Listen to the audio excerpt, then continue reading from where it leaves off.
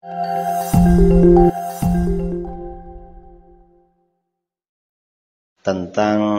bertawassul, berwasilah atau bertawassul yang dibolehkan. Itu tujuannya apa? Tawassul atau wasilah itu bagian dari cara doa agar doa kita cepat terkabul. Di dalam Al-Quran Allah berfirman, Ya ayyuhalladzina amanu taqullaha wabtaghu ilaihil wasilah. Hai orang-orang yang beriman, bertakwalah kamu kepada Allah. Pertama, perintah bertakwa pada Allah. Ternyata perintah bertakwa tidak cukup. Ada perintah lagi. Dan carilah wasilah kepada Allah. Wasilah itu artinya apa? Dalam tafsir Ibnu Katsir, wasilah hiyallati yutawassalu biha ila tahsiril maksud. Sesuatu yang dapat mengantarkan kita menghasilkan apa yang menjadi tujuan. Itu wasilah. Saya beberapa hari yang lalu masih di Batam, Tanjung Pinang. Kalau dari Batam, Tanjung Pinang ke Pekanbaru ini naik perahu atau jalan kaki kira-kira berapa lama? Mungkin berhari-hari belum sampai. Karena ingin cepat, saya naik pesawat.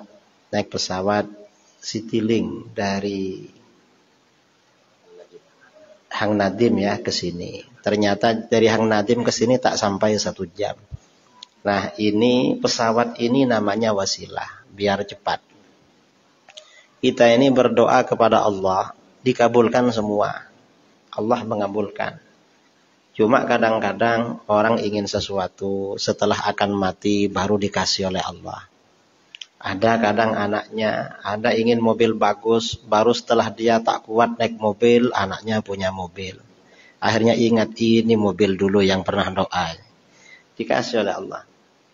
Mengapa doa kita ini Allah ngasihnya lambat? Karena kita ya kurang dekat dengan Allah. Kurang dekat dan mungkin banyak dosa-dosa. Kalau orang itu dekat kepada Allah itu tak perlu berdoa. Kadang-kadang ingin aja dikasihkan oleh Allah. Dulu di Jawa ada istrinya kiai saya, kiai kami. Kadang-kadang lagi tidak musim mangga. Mangga sudah habis ya. Beliau bilang, saya ini kok ingin makan mangga ya. Tiba-tiba ada tamu menghantarkan mangga. Kadang-kadang musim durian dah habis di Jawa. Lalu beliau bilang, saya ini kok ingin makan durian. Tiba-tiba ada orang ngantarkan durian. Artinya apa? Kalau orang itu gak punya dosa, orangnya bersih, ingin aja Allah kabulkan, baru ingin.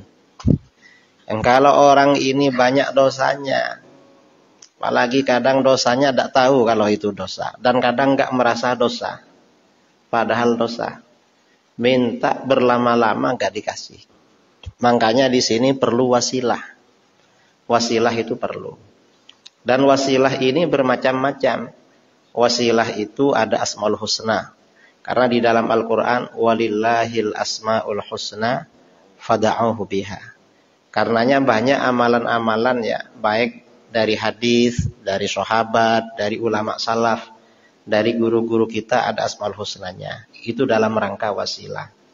Kemudian wasilah itu amal soleh. Amal soleh itu juga wasilah.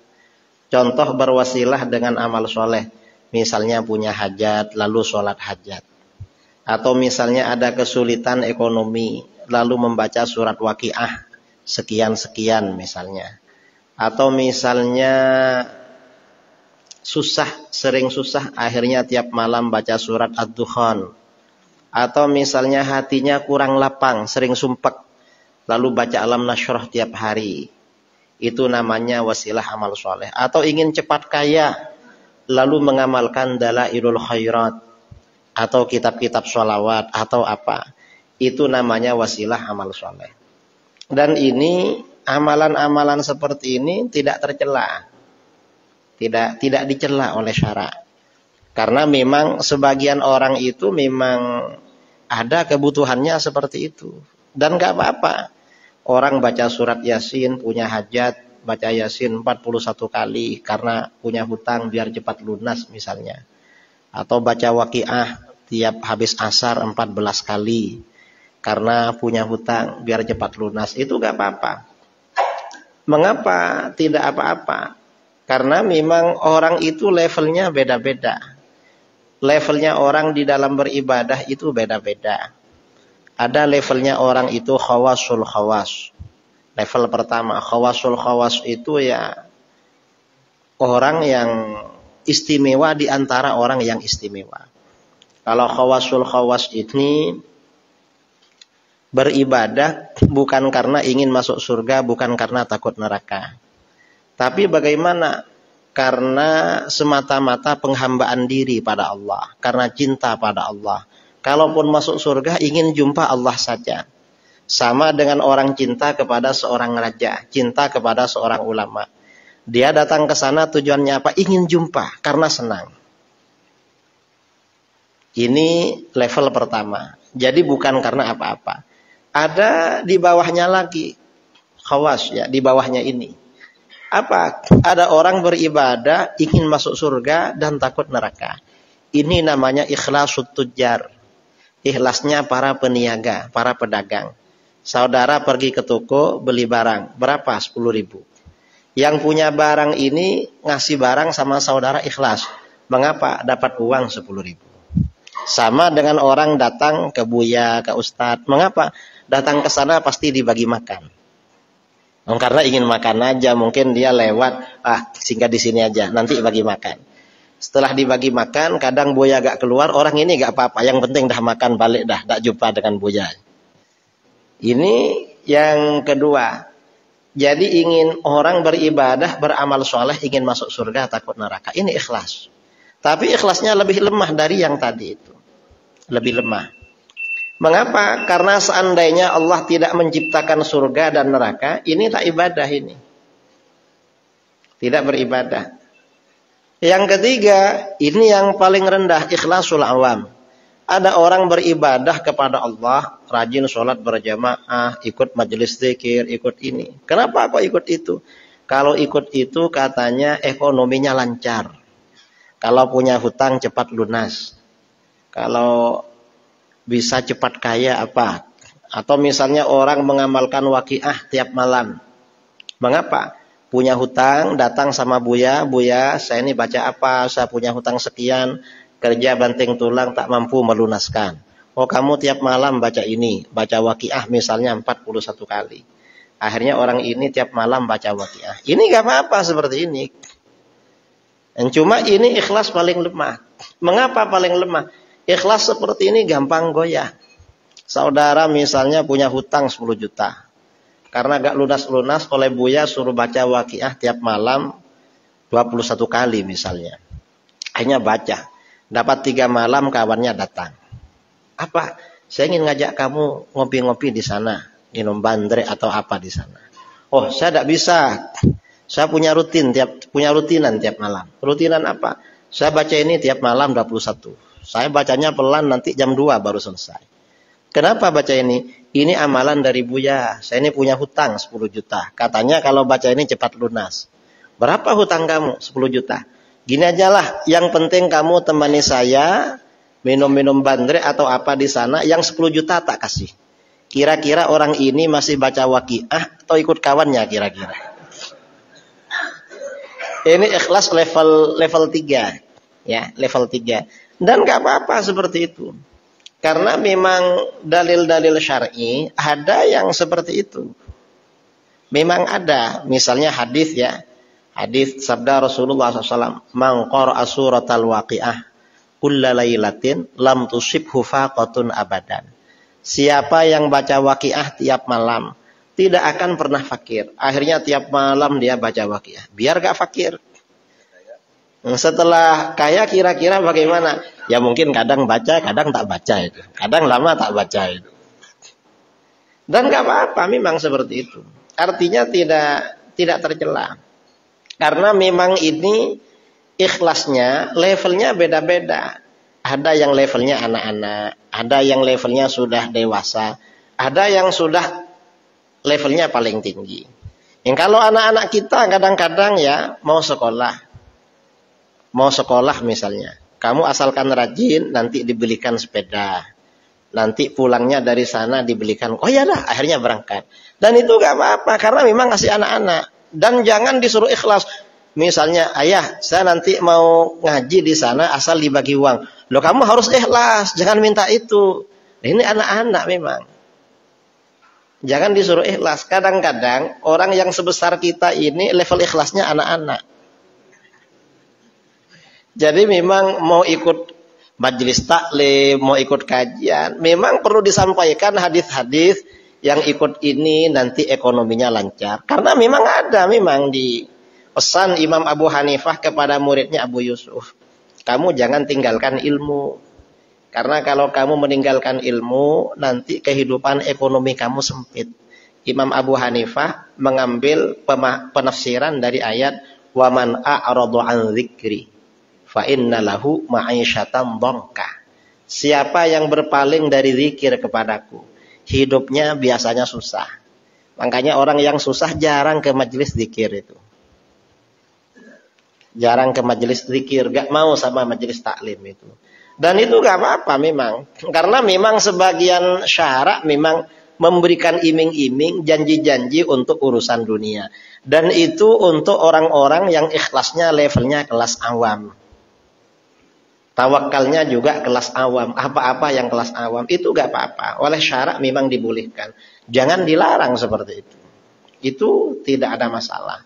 Ini wasilah amal soleh agar orang tawassul amal soleh agar orang cepat kaya atau apa. Itu gak ada masalah. Kemudian termasuk wasilah lagi, minta doa orang soleh.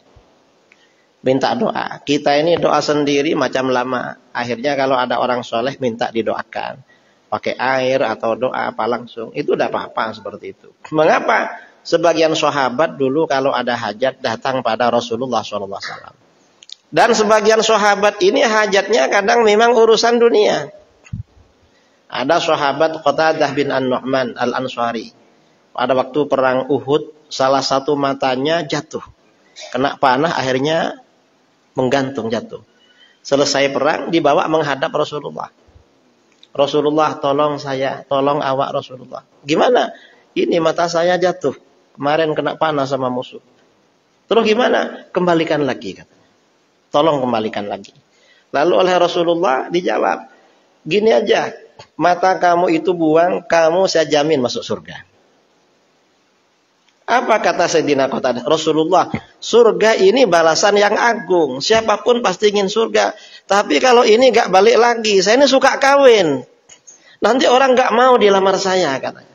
Qatadah ini orangnya ganteng. Kalau ada orang perempuan gak punya suami, dilamar sama dia. Suka kawin.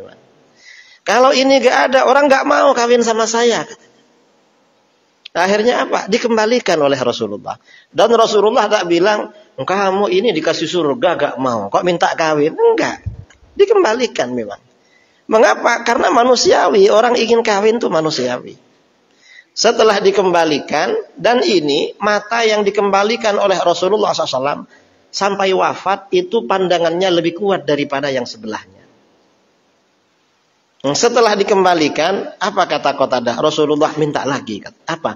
Doakan biar masuk surga. Akhirnya didoakan masuk surga itu. Mengapa? Karena Rasulullah ini rahmatan lil alamin, ingin umatnya masuk surga.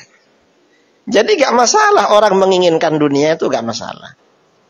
Ya karena memang kebutuhan. Makanya di dalam hadis itu sabda Rasulullah SAW, ni'mal malus salih lil abadis salih.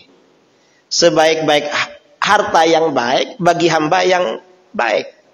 Uang itulah kalau yang pegang orang baik, paling ya untuk bangun pesantren ya. Untuk bangun masjid, untuk apa. Itu kalau yang pegang uang orang soleh. Tapi kalau yang pegang uang ini tidak soleh, ya mungkin ya untuk maksiat-maksiat atau untuk apa. Dan harta itu disimpan itu, harta ini, jadi kata Imam Hasan Basri, teman yang paling buruk itu harta, uang paling buruk. Mengapa? Dia manfaat kalau dibuang. Saudara punya uang, cuma dipegang, gak ada gunanya. Kalau uang ini kalau dipegang, tidak diinfakkan, pertama mungkin nanti untuk dokter karena sakit. Kedua mungkin kena tipu orang. Ketiga ahli waris. Itu kalau uang ini gak diinfakkan. Tapi kalau uang ini diinfakkan, maka berarti manfaat bagi diri sendiri. Manfaat bagi kita. Kalau gak diinfakkan, ya tinggal nunggu aja nanti. Ini kira-kira untuk dokter, atau kena tipu orang, atau kena apa? Atau ahli waris, karena dia mati duluan. Kalau dia mati duluan, istrinya masih muda, enak suami berikutnya itu. Karena dapat warisan. Atau suaminya atau istrinya mati duluan, banyak kalungnya, banyak gelangnya, mau diinfakkan, istrinya bakhil, pelit, akhirnya dia meninggal, enak suaminya kawin lagi itu, boleh, dia ada emas, ada warisan, ada apa itu. Nah ini banyak ya kejadian seperti itu. Ada orang kaya kalau sumbang untuk pesantren 3 juta, 5 juta, udah mungkin ya merasa banyak. Akhirnya apa? Cucunya lulus SMA. Mau ngelamar jadi polisi. Datang calo, lewat saya kalau jadi polisi. Berapa? 300 juta. Akhirnya apa? Anaknya tak dipanggil-panggil jadi polisi. Uangnya gak kembali lagi. Nah, ini namanya uang hilang, gak dapat pahala, saudara. Ini gak dapat pahala ini. Mengapa? Kena tipu orang karena bodoh dia. Tapi kalau uang ini ke pesantren atau ke masjid, ini hilang dapat pahala dan kembali kepada dirinya sendiri. Ini memang seperti itu. Jadi kita ini bukan gak boleh kaya, cari harta sebanyak-banyaknya. Tapi ingat, infaknya kemana? Jangan sampai didiamkan. Karena kalau didiamkan ya, kadang-kadang orang itu syuh itu artinya kikir. Untuk dirinya sendiri gak mau mengeluarkan banyak. Dia rela makan dikit-dikit. Ya yang enak ya ahli warisnya nanti itu. Atau nanti maling, penipu atau siapalah yang dekat dengan dia itu. Dia gak bisa menikmati. Dan dia gak dapat pahala itu. Gak dapat pahala. Harta itu yang memberikan pahala pada kita, yang kita sedekahkan, yang kita infakkan. Kalau gak diinfakkan, bukan untuk itu, gak dapat pahala. Dan orang yang banyak uangnya, ibadah yang paling afdol itu memang bersedekah. Pada masa salaf, ada orang kaya datang kepada ulama sufi. Buya, saya ini sekarang rajin tahajud, rajin puasa. Dia kaya raya. Dimarahi sama ulama sufi. Ini bukan ibadahnya kamu, katanya. Ibadahnya kamu itu banyak sedekah dan bagi makan orang. Karena kamu banyak uangnya. Dan orang banyak uangnya itu, walaupun sedekahnya banyak, jangan sombong. Mengapa? Sedekahnya orang kaya, nominalnya banyak, pahalanya kalah sama sedekahnya orang miskin, yang nominalnya sedikit. Makanya sabda Rasulullah SAW, dirhamun sabaqa mi'ata alfi dirhamin. 1 dirham mengalahkan pahala 100.000 dirham. Kok bisa Rasulullah? 1 dirham mengalahkan pahala sedekah orang 100.000 dirham. Yang sedekah 1 dirham itu uangnya cuma 2 dirham. Dia sedekahkan 1 dirham. Kalau uang tinggal 1 dirham, 1.000 rupiah. Di sini cukup beli apa? Tak cukup saudara. Beli makan tak cukup. Minuman sekarang 2.000. Minuman yang air mineral itu.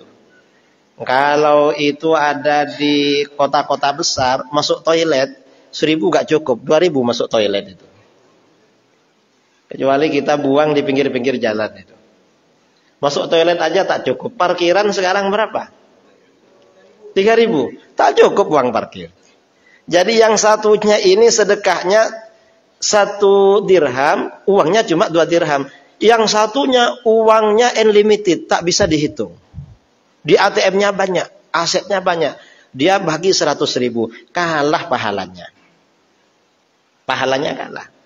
Jadi kalau macam ini, macam enak orang miskin ya. Sedekah dikit aja mengalahkan sedekahnya bos-bos yang kaya-kaya itu.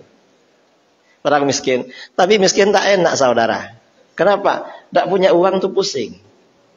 Kalau gak punya uang itu mestinya sehat malah sakit kepala itu. Memang gak punya uang. Nah ini artinya apa? Kembali kepada yang tadi. kita berdoa, bertawassul, beramal soleh, biar kaya itu gak apa-apa. Bukan perbuatan yang tercela. Karena memang orang levelnya, kelasnya beda-beda. Itu tidak tercela memang seperti itu. Ya mungkin tercela menurut kelas yang lebih tinggi. Tapi orang memang kelasnya beda-beda. Kalau ingin kaya. Dan sebagian doa-doa Rasulullah SAW, sebagian sahabat memang didoakan kaya. Sayyidina Anas bin Malik radhiyallahu an dibawa mamanya, ibunya ketika usia 8 tahun. Karena orang miskin, Anas bin Malik ini bajunya pakai tudung mamanya. Tudung mamanya digunting jadi 2, satunya untuk bawahan sarung, satunya buat atas. Datang menghadap Rasulullah, ibunya bilang, "Ya Rasulullah, khadimuka Anas. Ud'ullaha lah. Ini khadimmu, pelayanmu Rasulullah. Rasulullah perlu apa? Suruh anak saya ini. Tapi doakan pada Allah." Lalu Rasulullah mendoakan apa? Allahumma akthir malahu wa waladah. Wa barik lahu fima a'taitah. Ya Allah, perbanyaklah harta anak ini. Dan perbanyak pula anaknya. Dan berikan keberkatan bagi apa yang kau berikan kepadanya. Jadi Anas bin Malik ini didoakan banyak harta, banyak anak. Akhirnya macam mana? Anas bin Malik ini hidupnya kaya raya.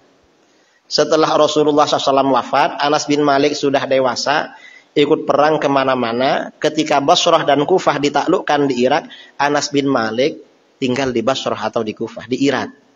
Dan beliau kaya raya. Mengapa kaya raya? Kebun orang lain, ketika musim kemarau tak ada air, kebunnya Anas bin Malik ini oleh Allah diturunkan hujan, sehingga boleh panen 2 kali. Karenanya kata beliau, "Fawallah inna mali lakatsir." Harta saya ini banyak sekali. Kemudian oleh Rasulullah itu didoakan banyak anak. Anaknya berapa? Wa inna waladi wa walada waladi la yu'aduna al-yawm ala nahwil mi'ah. Anak saya dan cucu saya sekarang ini lebih dari 100. Bahkan kata para ulama sampai wafat anaknya sendiri 125. Pernah terjadi wabah, bukan Covid ya, wabah taun. Satu hari anaknya beliau yang meninggal 80. Karena kena wabah. Untungnya anaknya 125. Kan masih ada sisanya itu. Ya. Berapa sisanya? 45. Coba anaknya 80 kan langsung habis anaknya itu. Jadi memang didoakan banyak harta, banyak anak. Orang ini kalau banyak harta, ya gak punya anak susah juga. Untuk apa harta ini? Orang banyak anak gak punya harta, ya susah juga. Tapi kalau harta banyak, anaknya banyak. Ini Masya Allah luar biasa. Kira-kira kalau Anas bin Malik ini anaknya 125. Ibunya mereka ada berapa itu? Jadi gak apa-apa ya, berdoa banyak anak gak apa-apa itu. Berdoa banyak anak, nanti banyak ibunya. Sama rizkinya itu. Saya kira itu ya.